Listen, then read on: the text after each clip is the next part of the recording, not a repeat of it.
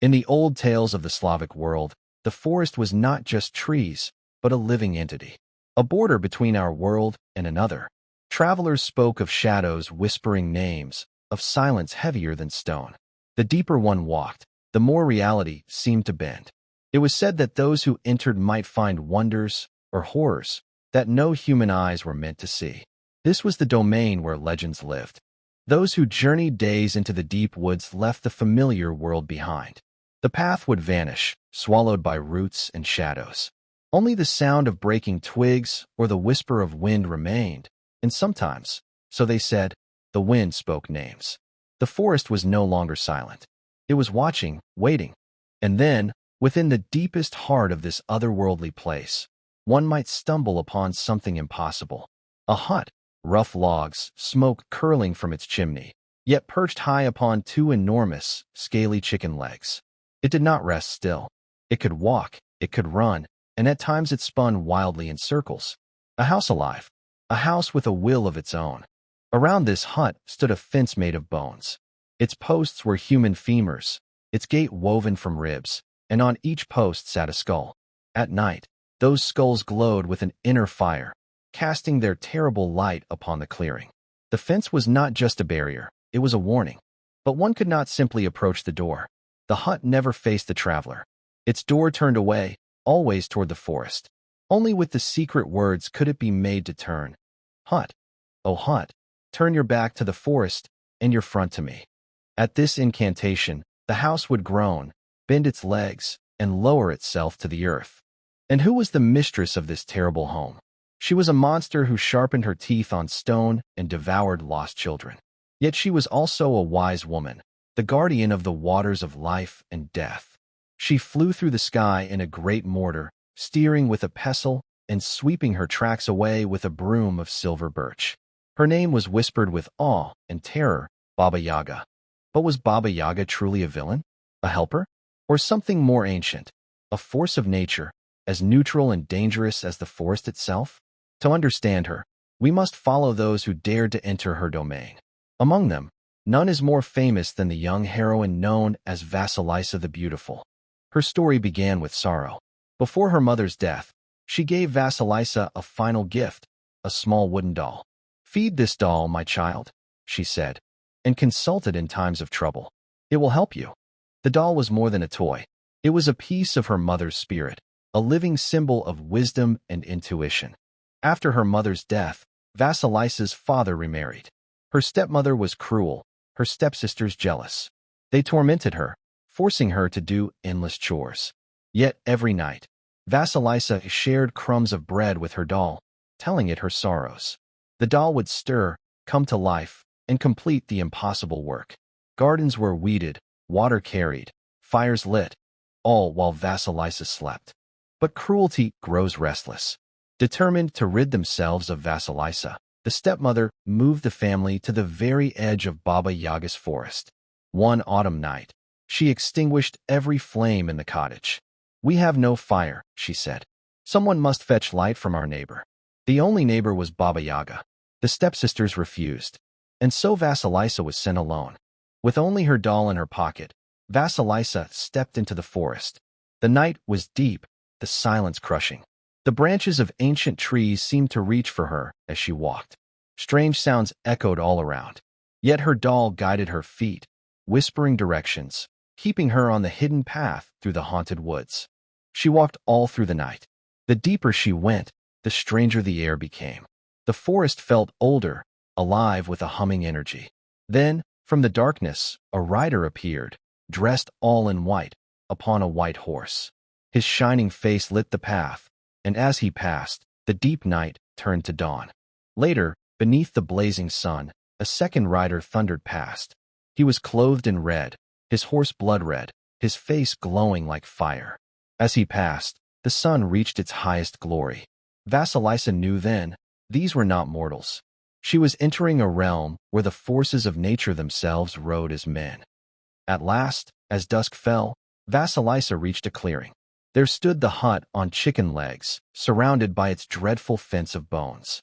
And then came the third rider, dressed in black, upon a jet-black horse. He rode straight through the gates and vanished. Instantly, night fell. Only the glowing skulls lit the clearing. Vasilisa trembled. She now understood. These riders were Baba Yaga's servants. Bright day, red sun, and dark midnight. Time itself obeyed the witch. The forest fell silent as the girl approached the bone fence. The doll in her pocket quivered. She was standing at the threshold of the impossible. The hut creaked, its legs shifting as if it sensed her. Its door was turned away. But Vasilisa remembered the old words her mother once whispered. She spoke them softly. Hut, hut, turn your back to the forest and your front to me. The house shuddered, groaned, and slowly twisted around, its doorway now facing her like a mouth waiting to swallow. The door creaked open, and out from the shadows came Baba Yaga herself. Her nose touched the ceiling, her hair tangled like roots, her teeth sharp as knives. She sniffed the air. I smell the flesh of a maiden, she cried. Her voice cracked like thunder. Yet Vasilisa bowed low and greeted her with courtesy, for she remembered her doll's advice. Politeness is stronger than fear. Baba Yaga's yellow eyes narrowed. Why have you come, child? She demanded. Vasilisa, trembling but steady, replied. My stepmother sent me to fetch fire. Baba Yaga chuckled, a sound like bones breaking. Fire you shall have, if you can earn it. But fail, and you will burn in my oven. That night, Baba Yaga gave Vasilisa impossible tasks. Sweep my hut, cook my supper, wash my clothes, separate the good grain from the spoiled, and all must be finished before dawn. Then the witch climbed into her mortar, took her pestle, and flew into the night, leaving Vasilisa alone with her dread. Vasilisa sat by the fire, weeping, but then she remembered her doll. Taking it from her pocket, she fed it a crumb of bread and whispered her troubles. The doll came alive, its tiny hands moving with miraculous speed. By dawn, every task was finished. The hut was spotless, the food prepared, the grain sorted. When Baba Yaga returned, she inspected the hut. Not a speck of dust remained. The food was ready, the laundry clean. She grunted in surprise. Not bad, she muttered. Yet her eyes burned with suspicion. You did not do this alone. Who helps you, girl? Vasilisa bowed again and answered simply, by my mother's blessing. Baba Yaga growled, for blessings were not her domain.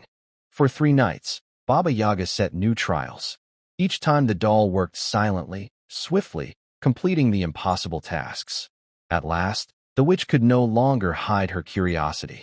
Tell me, child, she hissed, how do you manage this? But Vasilisa, remembering the doll's warning, replied, the blessing of my mother helps me. Baba Yaga snarled and waved her away. Baba Yaga leaned closer, her teeth gleaming. Enough of you, she said. Take your fire and be gone. From one of the glowing skulls on her fence, she plucked a lantern. Its hollow eyes burned with an unholy flame. She thrust it into Vasilisa's hands. This will light your way home, she cackled, and perhaps more. Vasilisa thanked her and hurried into the forest. The skull lantern's flames did not dim. They burned brighter as the night deepened, illuminating her path. Yet the fire inside it seemed alive, watching her with hollow eyes. Still, the doll whispered, do not fear. This fire is your weapon.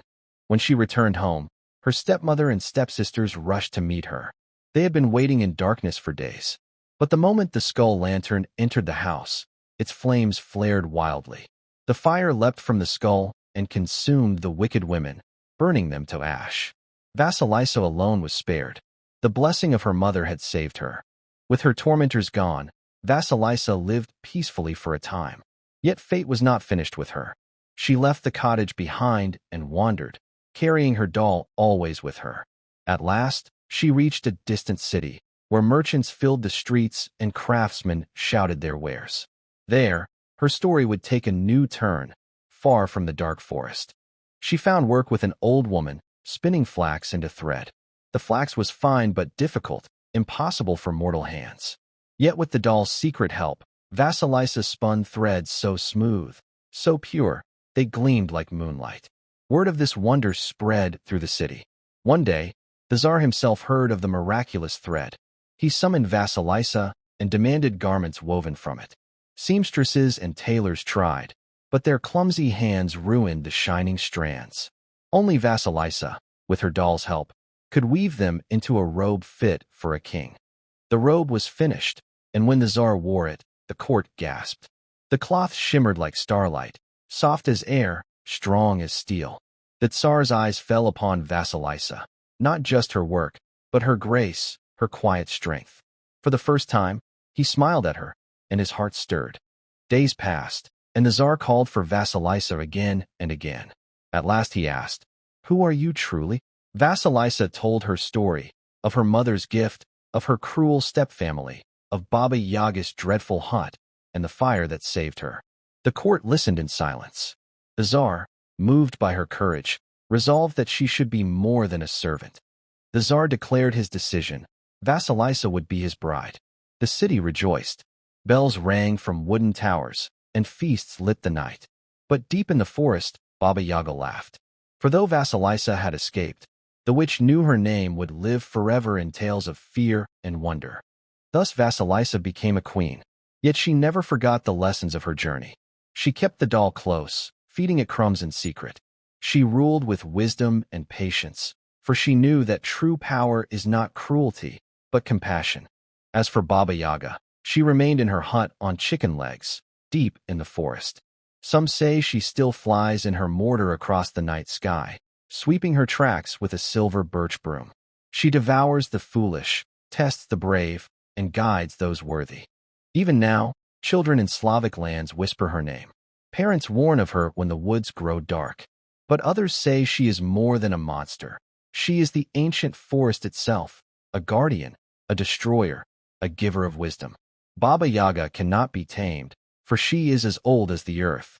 And so, the story of Vasilisa and Baba Yaga has been told for centuries, by firelight, in whispers, in songs. A tale of terror, but also of courage and hope. For every child who listens, the lesson remains.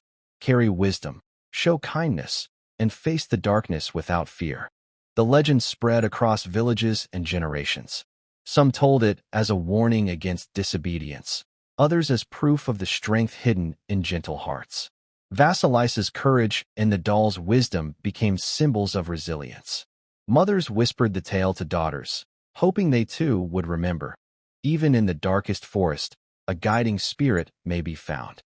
In some versions, Baba Yaga is not purely evil.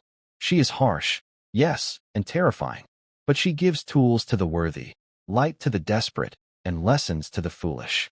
In her cruelty lies wisdom, in her darkness, truth. For the Slavic people, the forest was always a boundary. To enter it was to step beyond safety, into a world where rules no longer applied. Baba Yaga personified that boundary, the line between life and death, safety and danger, childhood and adulthood. The White Rider, the Red Rider, the Black Rider, they too remind us of the eternal cycle. Dawn, noon, midnight. Birth, life, death. In Baba Yaga's service rides time itself, unstoppable and eternal. To face her is to face the turning of all things. And what of the doll? A simple gift of love, yet filled with power beyond measure. It is memory, intuition, the voice of ancestors. Vasilisa triumphed not with strength, but with wisdom passed down from her mother's spirit. That was her true weapon. Today, Baba Yaga appears in countless forms: witch, goddess, demon, guide. But her hut still stands in the imagination, a house on chicken legs, turning endlessly, guarding the fire of life and death. Perhaps, when you walk through a lonely forest and hear branches creak like bones, or the wind calling your name, you walk close to her domain. For Baba Yaga is not gone. She waits, as old as the trees, as hungry as ever. But remember, she is not only terror. She is the test of the soul. Those who respect her laws, who carry kindness and wisdom, may pass through her realm unharmed. Some even return stronger, bearing gifts of fire and fate. The story of Vasilisa the Beautiful endures because it holds a mirror to us all. Will we shrink before fear, or face it with grace? Will we forget the wisdom of those who came before, or honor it? That is the fire we must carry. And so, when next you hear the wind in the trees, ask yourself, are they only branches? Or is it the whisper of the ancient witch, reminding you that every path through darkness leads to a choice? To fear, or to wisdom? The choice, as always, is yours. Baba Yaga's tale is not just a story from long ago. It is a reminder of the trials each of us must face. Fear, loss, the unknown, these are our forests. Wisdom, courage, and respect, these are our guides. Vasilisa's journey shows us that even the weakest can emerge stronger when they carry the fire of truth. The hut on chicken legs, the skull fence, the three riders, they are not only fantasy. They are symbols of time, death, and the thresholds we must cross. In these ancient images lives the eternal truth. To gain wisdom, we must step into the unknown.